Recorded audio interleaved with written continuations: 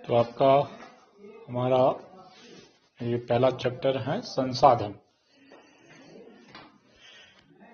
मोना और राजू अपना घर साफ करने में अम्मा की मदद कर रहे थे।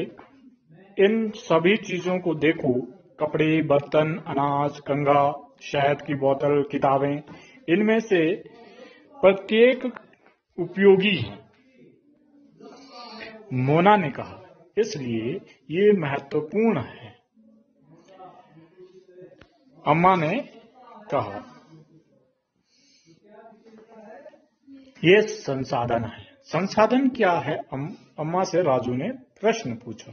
अम्मा ने बताया, प्रत्येक वस्तु जिसका उपयोग आवश्यकताओं को पूरा करने के लिए किया जा सकता है वे संसाधन कहलाते हैं। अंडरलाइन कीजिए, यहाँ पे आपको संसाधन की डेफिनेशंस मिल चुकी हैं कि संसाधन होते क्या हैं।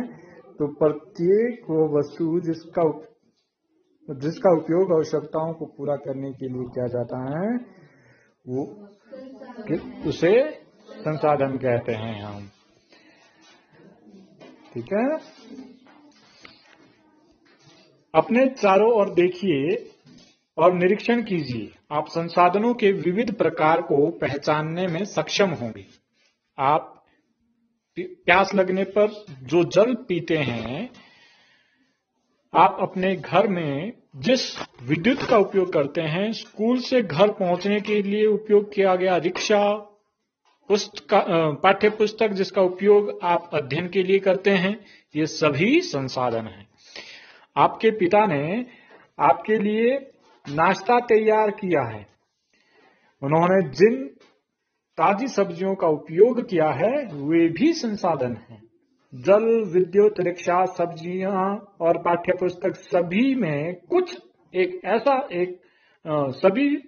जैसा क्या है? उनमें से सभी वस्तुओं का उपयोग आपके द्वारा किया गया है, इसलिए वे उपयोगी हैं। एक वस्तु अथवा पदार्थ की उपयोगिता एवं प्रायोज्यता उसे एक संसाधन बनाती है। राजू अब जानना चाहता था कि कोई भी वस्तु संसाधन कैसे बनती है। अम्मा ने बच्चों को बताया, वस्तुएं उस समय संसाधन बनती हैं जब उनका कोई मूल्य होता है। अंडरलाइन कीजिए। तो कोई भी वस्तु कब संसाधन बनती है? उसके लिए उसका मूल्य मेन कारण है। जब उसका कोई मूल्य निर्धारित होता है, जब वो मूल्यवान होती हैं, तभी वो वस्तु संसाधन कहलाएगी।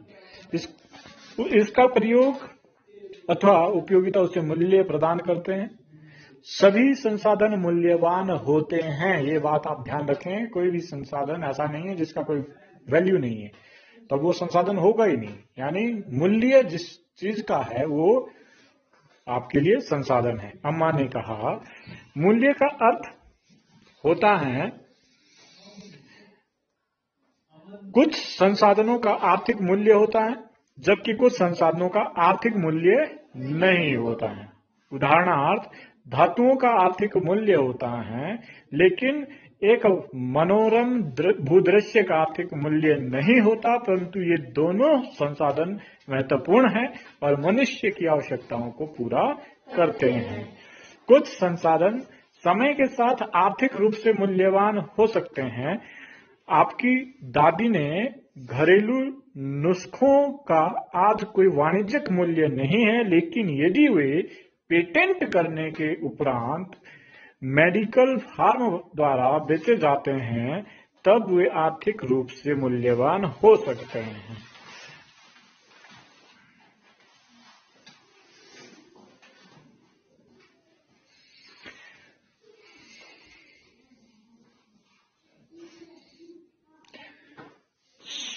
समय और प्रौद्योगिकी दो महत्वपूर्ण कारक हैं जो पदार्थों को संसाधन में परिवर्तित कर सकते हैं।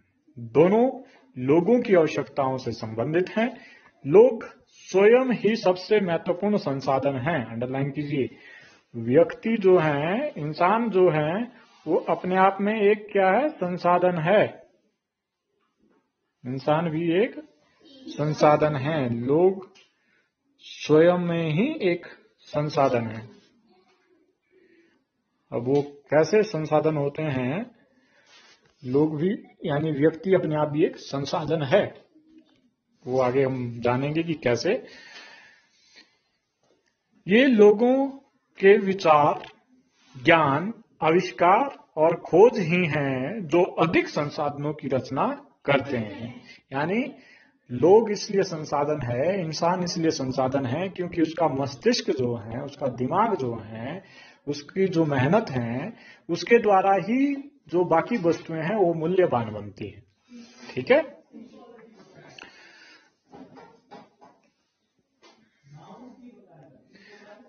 आग की खोज से खाना पकाने की पद्धति एवं अन्य प्रक्रियाओं का प्रचलन हुआ, जबकि पहिए के आविष्कार से अंततः परिवहन की नवीनतम विधियों का विकास हुआ। जल विद्युत बनाने की प्रौद्योगिकी से तेजी से बहते जल से ऊर्जा उत्पन्न करके उसे एक महत्वपूर्ण संसाधन बना दिया है। संसाधनों के प्रकार। सामान्यतः संसाधनों को प्राकृतिक, मानव निर्मित और मानव में वर्गीकृत किया गया है। ठीक है। तो संसाधनों को हम मुख्य रूप से 3 भागों में बांटते हैं: प्राकृतिक संसाधन, मानव निर्मित संसाधन और तीसरा स्वयं मानव एक संसाधन है। ठीक है। तो प्राकृतिक संसाधन क्या होते हैं? सबसे पहले हम वो जानेंगे।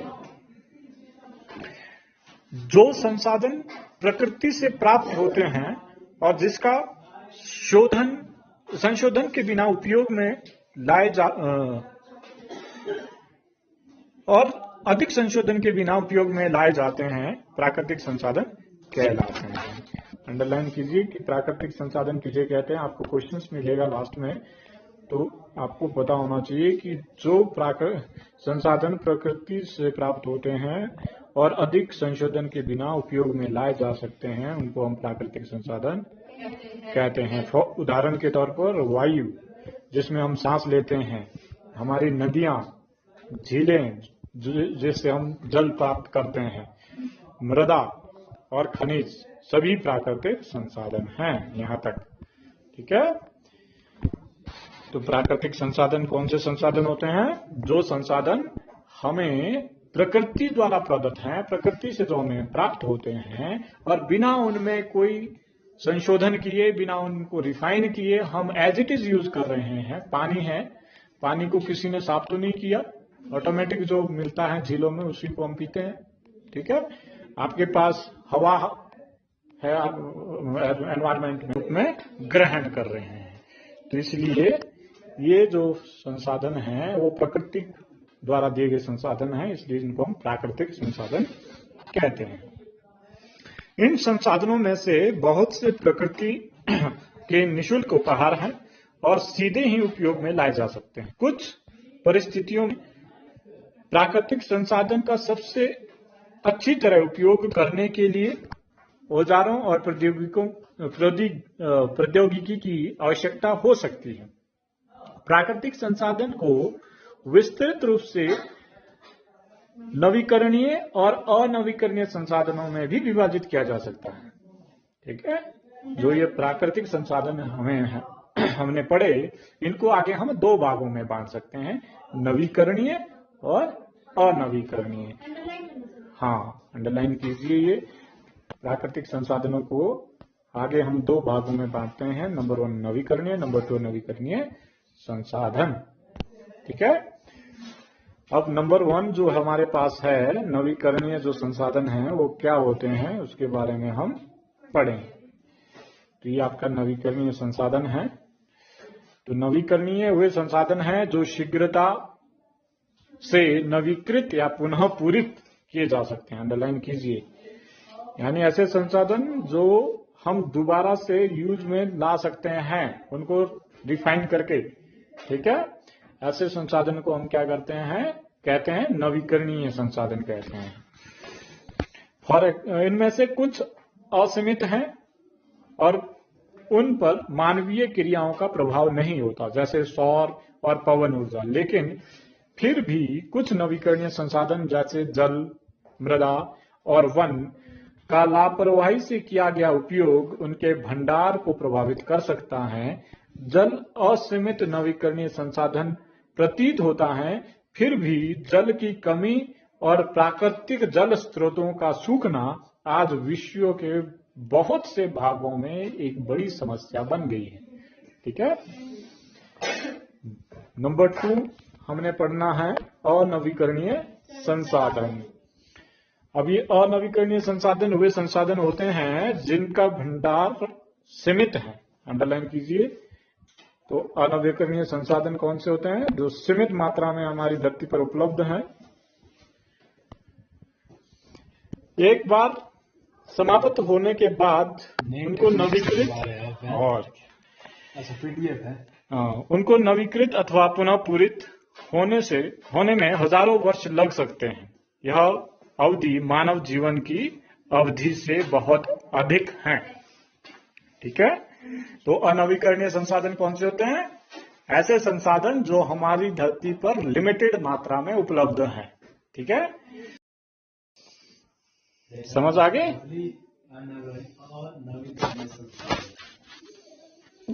नेक्स्ट, इस प्रकार के संसाधन अनवीकरणीय कहलाते हैं। फॉर एग्जाम्पल कोयला, पेट्रोलियम, प्राकृतिक गैस इसके कुछ उदाहरण हैं। प्राकृतिक संसाधनों का वितरण भूभाग, जलवायु, ऊंचाई जैसे अनेक भौतिक कारकों पर निर्भर करता है। पृथ्वी पर इन कारकों में भिन्नता होने के कारण संसाधनों का वितरण असमान है। मानव निर्मित संसाधन, ठीक है, जैसे कि शब्द से स्पष्ट है, क्या बोला है? मानव निर्मित संसाधन, मतलब मानव के द्वारा बनाए गए संसाधन। ठीक है। कभी कभी प्राकृतिक पदार्थ तब संसाधन बन जाते हैं जब उनका मूल रूप बदल दिया जाता है। लोह अयस्क उस समय तक संसाधन नहीं था जब तक लोगों ने उससे लोहा बनाना नहीं सीखा था। लोग प्राकृतिक संसाधनों का उपयोग पुल, सड़क, मशीन और वाहन बनाने में करते हैं, जो मानव निर्मित संसाधन के नाम से जाने जाते हैं। प्रौद्योगिकी भी एक मानव निर्मित संसाधन है, इसलिए हम जैसे लोग प्राकृतिक संसाधनों का उपयोग करके मानव निर्मित संसाधन बनाते हैं। मोना ने समझाते हुए कहा, हाँ, राजू ने स्वीकृति में सिर हिलाया। अब मानव संसाधन क्यों है? ठीक है। तीसरा जो रूप है वो है मानव संसाधन। मानव स्वयं में किस लिए संसाधन है?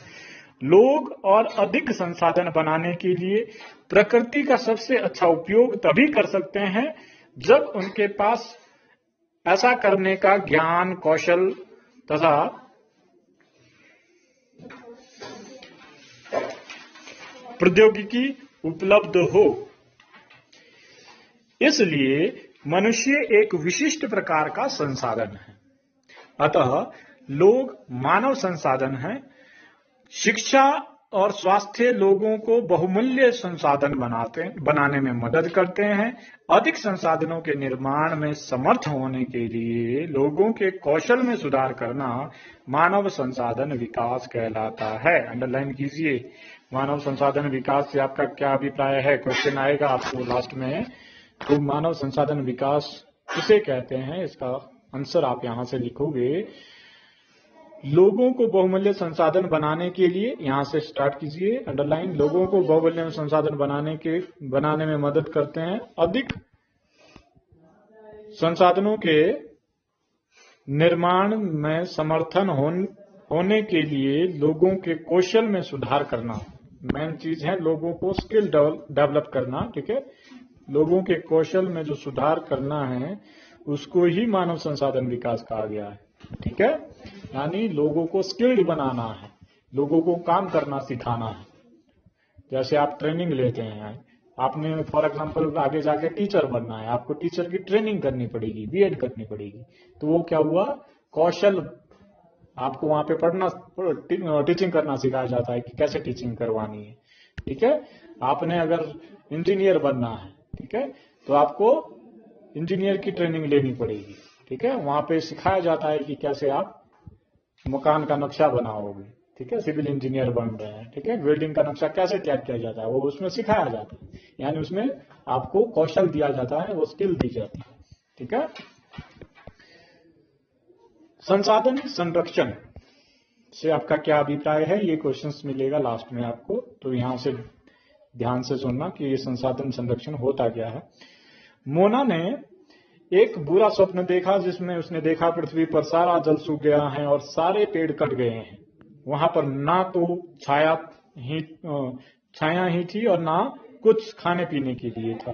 लोग परेशान हो रहे थे और चारों तरफ भोजन और छाया की तलाश में निराश घूम रहे थे। उसने अपनी माँ को सपने के बारे में बताया। उसने पूछा, अम्मा क्या यह सच में हो सकता है? अम्मा ने जवाब दिया, हाँ, यदि हम नवीकरणीय संसाधनों के प्रति सतर्क नहीं रहे तो वे बहुत ही दुर्लभ हो सकते हैं और अनवीकरणीय संसाधन निश्चय ही समाप्त हो सकते हैं। राजू ने पूछा, हम इसके लिए क्या कर सकते हैं? बहुत कुछ, अम्मा ने उत्तर दिया। आप अपने दोस्तों से बात क्यों नहीं करते? संसाधनों का सतर्कतापूर्ण उपयोग करना, यहां से अंडरलाइन करना शुरू कीजिए आप। संसाधन संरक्षण का आंसर आपको मिलना शुरू हो गया है कि संसाधनों का सतर्कतापूर्ण उपयोग करना और उन्हें नवीकरणीय के लिए समय देना संसाधन संरक्षण कहलाता है। ठीक है, संसाधनों का सतर्कतापूर्वक उपयोग करना और उन्हें नवीकरण के लिए समय देना संसाधन संरक्षण कहलाता है। संसाधनों का उपयोग करने की आवश्यकता और भविष्य के लिए उनके संरक्षण में संतुलन बनाए रखना सतत पोषणीय विकास कहलाता है। क्वेश्चन ये भी है कि सतत पोषणीय विकास से आप क्या समझते हैं? तो संसाधन संरक्षण के बाद ही तुरंत आपको आंसर मिल रहा है कि संसाधनों का उपयोग करने की आवश्यकता और भविष्य में के लिए उनके संरक्षण का संतुलन बनाए रखना सतत पोषणीय विकास कहलाता है। यानी संसाधनों को हमें इस प्रकार से स्वयं भी इस्तेमाल करना है अपनी जरूरतों को पूरा करने के लिए और अपनी आने वाली पीढ़ियों के लिए भी वो बच कर रहे, इस प्रकार से हमें उनके बीच कोऑर्डिनेशन बना के रखना है। संसाधनों को इतनी मात्रा में यूज करना है कि अपनी जरूरतें भी पूरी हो जाए और हमारी जो आने वाली पीढ़ी है, हमारे जो बच्चे हैं, उनके जो बच्चे हैं, हमारे पोते पोतियां आएंगे, उनके लिए भी वो पृथ्वी पर उपलब्ध हो। तो इस प्रकार से जब हम संसाधनों का उपयोग करते हैं तो उसको कहते हैं सतत पोषणीय विकास। संसाधनों के संरक्षण के अनेक तरीके हैं। प्रत्येक व्यक्ति उपभोग को कम करके वस्तुओं को पुनः चक्रण और पुनः उपयोग द्वारा योगदान दे सकता है। यानी जो रिसाइकल हो सकती हैं चीजें, जैसे हम आपका फॉर एग्जांपल आप ड्रिंक पीते हैं कोई प्लास्टिक बोतल में, ठीक है, कोई सा भी कोका कोला पीते हैं या कोई आप 7 अप पीते हैं, ड्यू पीते हैं, सबकी सारी की सारी चीजें इसमें आती हैं प्लास्टिक की बोतल में और आदमी घर में लाके उसको पी के फेंक देता है। अगर उसको फेंकने की बजाय वापस जमा करा दिया जाए तो जो उस पर खर्चा आ रहा है बोतल बनाने पे, उसको हम काफी हद तक कम कर सकते हैं और रबड़ जो है उसको हम बचा कर रख सकते हैं। समझ आ रही है बात? तो इसी प्रकार हम सारी चीजें कर सकते हैं। पानी का हम इस तरह से यूज कर सकते हैं, पानी कहीं बह रहा है हम नल बंद कर दें, ठीक है, ताकि वो बहने से बच जाए।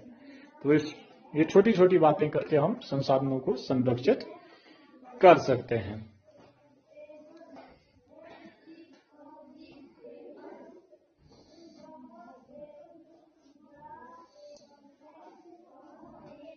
प्रत्येक व्यक्ति उपभोग को कम करके अपनी वस्तुओं को पुनः चक्रण और पुनः उपयोग द्वारा योगदान दे सकता है। यह एक विभिन्नता बनाता है क्योंकि सभी जीवन एक दूसरे से जुड़े हैं। उस शाम बच्चों और उनके मित्रों ने पुराने समाचार पत्रों, व्यर्थ वस्तुओं और बांस की डंडियों के लिफाफे और खरीदारी के लिए थैले बनाए। मोना ने कहा, हम इन वस्तुओं में से कुछ वस्तुएं उन परिवारों को देंगे जिन्हें हम जानते हैं। मुस्तफा ने कहा, अपने संसाधनों को बचाना और अपनी पृथ्वी को सजीव रखना यह एक बहुत अच्छा कार्य है। जैसी ने कहा, मैं बहुत ही सतर्क रहूंगी कि कागज व्यर्थ ना हो। उसने स्पष्ट किया, कागज बनाने के लिए बहुत से पेड़ों को काट दिया जाता है। मैं ध्यान रखूंगा कि मेरे घर में विद्युत व्यर्थ ना हो। मुस्तफा ने जोर से कहा, विद्युत जल और कोयले से मिलती है। मैं विश्वास दिलाती हूँ कि घर में जल बेकार नहीं होगा। जल की एक एक बूंद मूल्यवान है। आशा ने कहा, बच्चों ने कहा, हम सब मिलकर अंतर ला सकते हैं। यह कुछ कार्य मोना, राजू और उनके मित्रों ने किए। आपका क्या विचार है? आप संसाधन संरक्षण में कैसे मदद करने जा रहे हैं? हमारी पृथ्वी और उस पर निवास करने वाले लोगों का भविष्य पेड़ पौधों और परितंत्र की सुरक्षा और संरक्षण से जुड़ा है। अब यह सुनिश्चित करना हमारा कर्तव्य बन जाता है कि सभी नवीकरणीय संसाधनों के उपयोग सतत पोषणीय है। पृथ्वी पर जीवन की विविधता संरक्षित की जाए। प्राकृतिक पर्यावरणीय तंत्र की हानि को कम से कम किया जाए। इसके साथ ही आपका ये चैप्टर खत्म है। वीडियो अच्छी लगी हो तो इसे लाइक करें, साथ ही साथ मेरे चैनल को सब्सक्राइब करें और इसके साथ ही बेल आइकन को ज़रूर प्रेस करें ताकि आने वाली हर नई वीडियो की नोटिफिकेशंस आप तक पहुंच सकें।